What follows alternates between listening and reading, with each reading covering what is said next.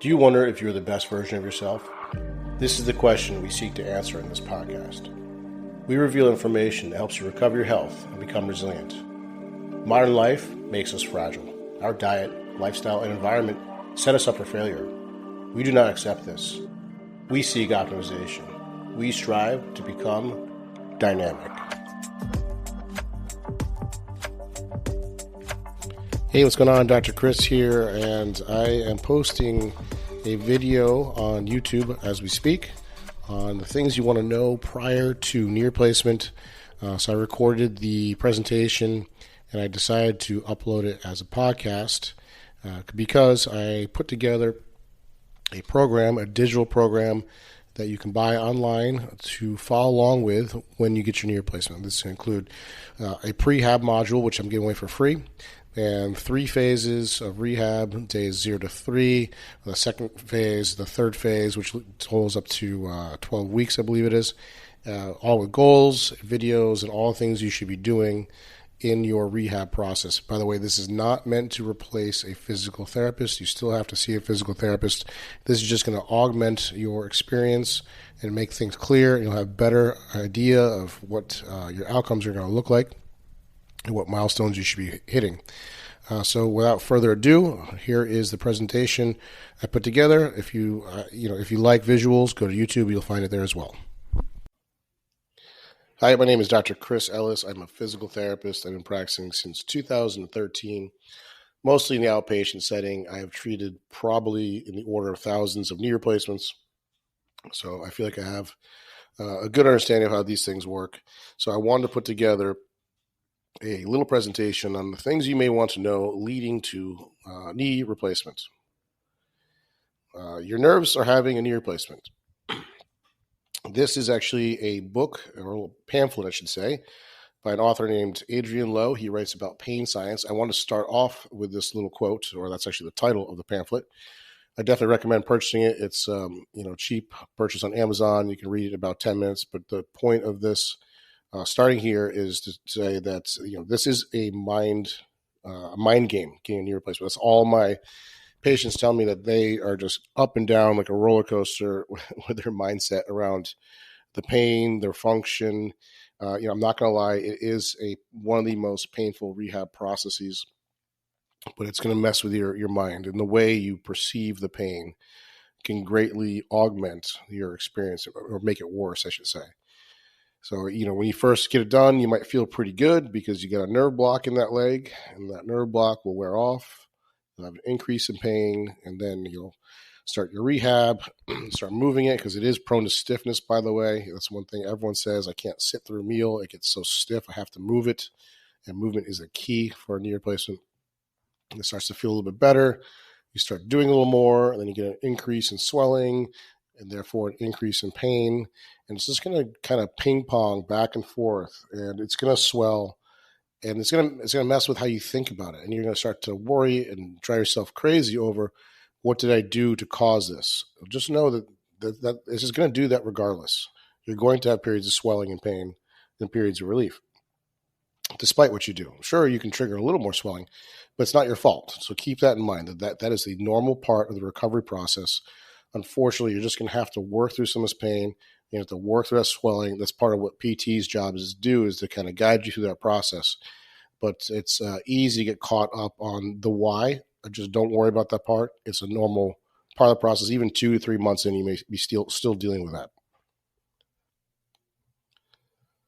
All right, so what can you expect? Everything's said and done, what are the outcomes looking like? So I put these in here because we used to be more conservative and tell people, don't run on them, don't kneel on them, you're going to wear them out. But the truth is, you can run on them, you can kneel, you can definitely have your life back, and you can come back stronger. Some of these surgeons put bulletproof glass in these knees. So that's an important point to remember, that this thing is sturdy. It's not going anywhere. You have very little worry about. There are a couple worries, which we'll get into later, but it is not going to fail on you. I've never seen one fail. In fact, I know a physical therapist who had a skiing accident and had to get a knee replacement, and now he's deadlifting 500 pounds on that knee. Here in Naples, this is the like a capital for pickleball. The guy who won the U.S. Open in 2020, he had a bilateral knee replacement. So you can get back to a high level of activity. And that's what this 2022 article found. This is a meta-analysis, which is the highest grade of evidence. So the title, a high physical activity level after total knee arthroplasty, which is replacement, does not increase the risk of revision surgery during the first 12 years. And they concluded basically that. So during the first 12 post-op years of a total knee, there seems to be no increased risk for revision surgery for patients with a high physical activity compared to those with a low physical activity. So do not baby that knee. It's, by the way, it's not your bad leg. It's just your new leg. Keep that in mind as well. All right. How long does this knee replacement last? As far as we know, at least 20 to 30 years. When I was in school, we learned that most joint replacement lasts about 10 years. Well, that's not the case. Technology's improved. These things don't wear out very easily. In fact, in my entire career, I've never seen one wear out. So I would venture to guess they actually last longer than that, but that's just what we know so far. And what I can also tell you is prehabbing the joint will lead to better outcomes. So the quality of the muscle going in and the amount of range of motion going into the surgery is going to make your rehab process better and make it easier. So I think it's vital that everyone does prehab. In fact, part of the point of this presentation is that I built a whole program and protocol for total knee replacement. And as of right now, the prehab module I'm giving away for free. So you'll have this presentation in there along with some diet and lifestyle recommendations and exercises that you should be doing leading to your surgery. Some other key points I want to bring up. The incidence of knee replacement is on the rise, big time. We're getting more knee replacements than hip replacements. In the past 20 years, the incidence of knee replacement has tripled, and it's estimated that by 20 and 30, there will be 3.4 million total knees done a year. Now, why is this? Okay, this is where the wear and tear model I personally question. It's not like we are suddenly having an increase in activity. People are becoming more sedentary. So it probably has more to do with diet and lifestyle than anything else. One thing we do know is that sugar triggers inflammation. It has a process called glycation. So if you're eating a lot of processed sugar, I'm not talking about from fruit, but processed sugar, that sticks to things like cartilage and wears it down. So your diet can have a huge impact on this before and after surgery. We also know there is a high correlation between the gut and a joint replacement, joint wear down. There's about 8 studies that came out recently. You can always find them on my website if you like. I've linked the gut pathology to wear down of cartilage. So what they're finding is there are progenitor cells that turn over new cartilage. So you're supposed to have new turnover. And in a joint that's arthritic, they are finding the same pathogenic gut bacteria present not only in the gut, but in that joint as well, that appear to be inhibiting those progenitor cells. So you're not getting that new turnover.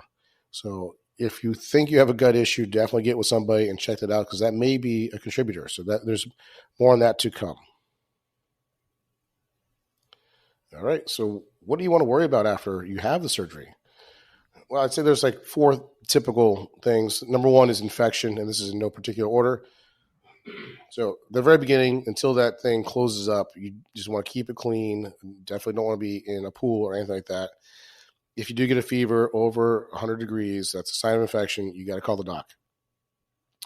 The other thing is a MUA, a manipulation under anesthesia. So this is something that doesn't happen often. This is for the folks that don't really do their exercises, don't do the stretches, and they stiffen. They get fibrosis, a lot of scar tissue lays down, and they get what we call stuck bent. Their knee doesn't have the range of motion that they need to operate as a human. So what they can do is put you under anesthesia and they manually manipulate that joint. It's not fun. I've seen it done to people. They don't feel very good afterwards because they basically crank on that knee. So something you ideally avoid. Now this one is probably the biggest one, a DVT, which is a clot. A blood clot can kill you. You are at the greatest risk for the first 2 to 10 days after surgery This happens from being sedentary. Right? We used to put people on bed rest, and then people would die because they're sedentary. The blood clots, and then you throw a clot and turns into an embolism or a stroke. You definitely don't want that. There is a Wells prediction rule. You can just type that into Google. There's a website. You can punch in some criteria, and it'll spit out a likelihood, and tell you whether you should call the doc or not. The number one sign of that is really a lot of pain in the calf area, a lot of warmth, local tenderness. That should not be happening. So watch out for that. And then the last one, this is one that makes people freak out a lot, is the quad. Your thigh muscle may not work for a small period of time. That may be due to the nerve block. Also, they have probably done an incision on the quad muscle. So for, maybe a week or two, sometimes the quad doesn't quite fire as well as it should. And in fact, they know this in the hospital. They might put you in an immobilizer in weight bearing. And that's just because the quad does extension of the leg. They don't want you to fall over. So they might do that initially, depending on how you're doing, just to get you in weight bearing. But don't think that you should be in an immobilizer the whole time. Don't be sleeping in it. That's going to stiffen you right up. So just know that there are workarounds for that. There's something called NMES, which is a type of muscle stimulation that we usually utilize in physical therapy to help kick that quad back on sooner. All right, so that's it. If you have questions, feel free to reach out to me. Check out the module. I'll post it in the show notes. It's free on the prehab for total knee replacement.